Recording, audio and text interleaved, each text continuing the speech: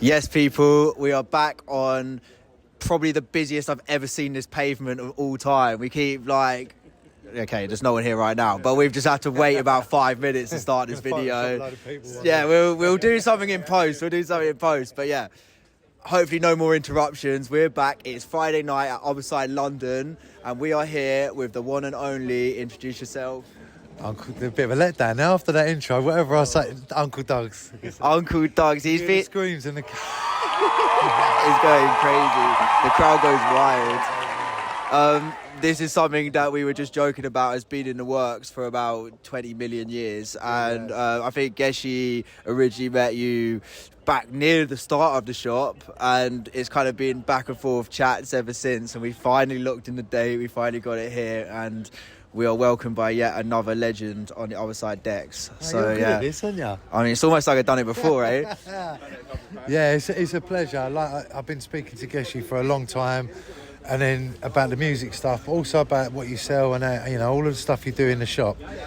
And then the live things have popped up, which I know you're a big part of, and we've spoke about. Listen, we're here now anyway. We're here, we made it. The good things come to those who wait, they say. And I mean, you've won all kinds of awards and had all kinds of success through Jungle from like literally the beginning of it till now. And like, I mean, you run the biggest show on Cool and well, what Rinse has ever seen really. The Run Come Follow Fridays, which will actually be tonight as well. Yeah. But yeah, how did it all start? How did you get going on this? Well, do you know what? I was just about to sign up as a professional footballer at the age of 16 for Leyton Orient, and I went to a rave and I indulged. And I didn't know anything about rave music or nothing. I went to my older cousins and I watched Slipmatt DJing at Rain Dance. It's Easter 1991 this was, and I never played football again, and I wanted to be a DJ, and I bought some decks, and then all these many years later we're standing in Portobello Road talking about that little moment there, which I didn't know what it was going to mean at the time, but here we are. That's amazing, man. Humble beginnings, but I mean, could have been a pro footballer as well. Do you think you chose the right path, or are you happy? Yeah, do you know what? I was never going to be a pro footballer. Do you know, I was a good footballer, but I was like, I'd have been lucky to make a Dagenham and Redbridge kind of standard, whereas in the DJ thing, I think I've got at least to like Scunthorpe. Better than Derby County. Oh, here we go. We've got an intruder. Yeah, all right, mate. You? Yeah, man, yes.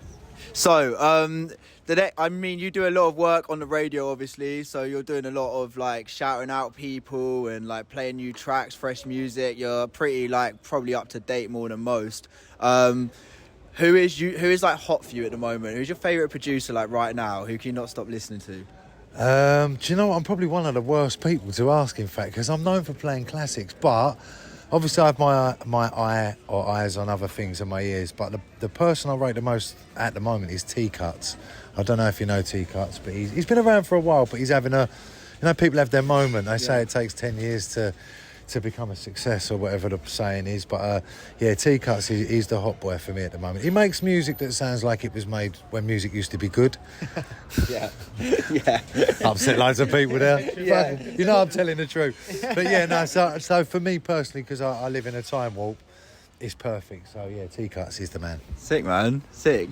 And like, I mean, I'm sure you've played crazy festivals and stuff, but what was like a big special moment for you? What's like stands out in your career, like a special moment?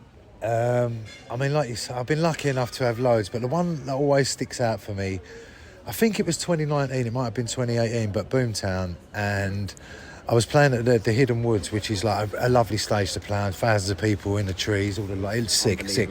And they booked me for the last set on the Thursday night, which is like quite a prestigious set because the rest of the festival shuts and everyone goes to there. So that they estimate whoever's at the festival is there. So that's good enough anyway. But on this particular occasion, I got there on the Thursday. I was walking in, I bumped into Skibbity, God rest his soul.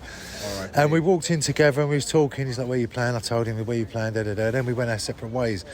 So I was getting ready to go on. I just doing my check on the mic because I haven't got an MC, and I just heard Skipper. I heard the whatever he said first, and I turned around and he was tuning his mic in, and we'd done the whole hour together. And it was, I mean, I worked with him loads, but that one there, because it was impromptu, and at the end I played, like I got a little medley I do with some Bob Marleys and some sing-alongs, and because I didn't work with him that much at them sort of festival things, it kind of caught him by surprise. So he's singing along. We had a bit of a moment. The crowd were having. It was just, yeah, and obviously it was a great thing when he passed. It become a special thing, you know what I mean? Yeah, proper memory for me. So yeah, big up Skibber, man. Yeah, big up Skibber. Always used to support the shot, but what a fucking lovely guy. Excuse my language, but what an amazing bloke. Like, You know yeah. what? Sometimes you meet people and you look at Skibber, he looked like that iconic kind of rap star from our world. He had the gear, he had the swagger, he had the chat, he had all of it.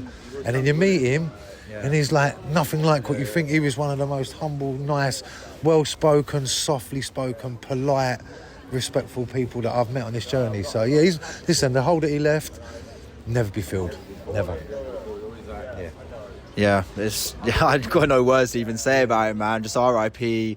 Big up Skibber D. But that is a beautiful moment, and like lucky you've got that memory forever. Because I have been in the Boomtown Forest Thursday night crowd since probably 2017 now, 2016 or something. So It's a good place. yeah, it's a good place to be. And Dangerous place. yeah, It's a good place. and you can't move either. Like, is that like pack out, but always a sick set.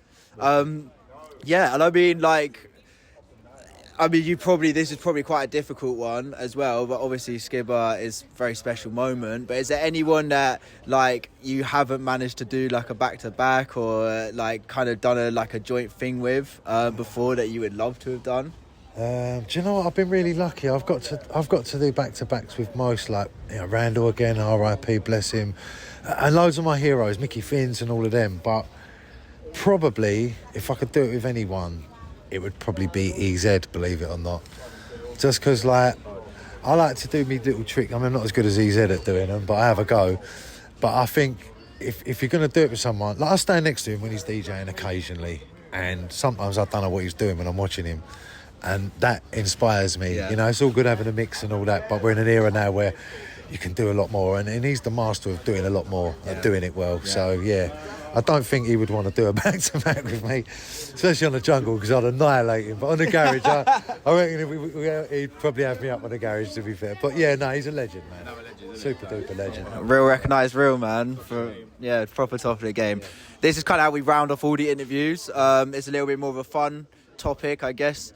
Obviously, you know the shop and like our vibe. Yep. If you'd involved yourself in some gardening or some herbs and you're starving, you got the munchies real bad, you need to eat something, what would your go-to munchies be? More weed. You can get through anything in life if you've got more weed. Munchies, you don't need electric, water, gas, all them complicated things. If you've got weed, you can get through all of that. But if you ain't got weed, then you can have all the gas in the fucking world, bruv. You still need the weed. So, yeah. Well, look, big up, man. Thanks so much for coming down. I can't wait for this, brother. It's going to be sick. Yeah, nice one.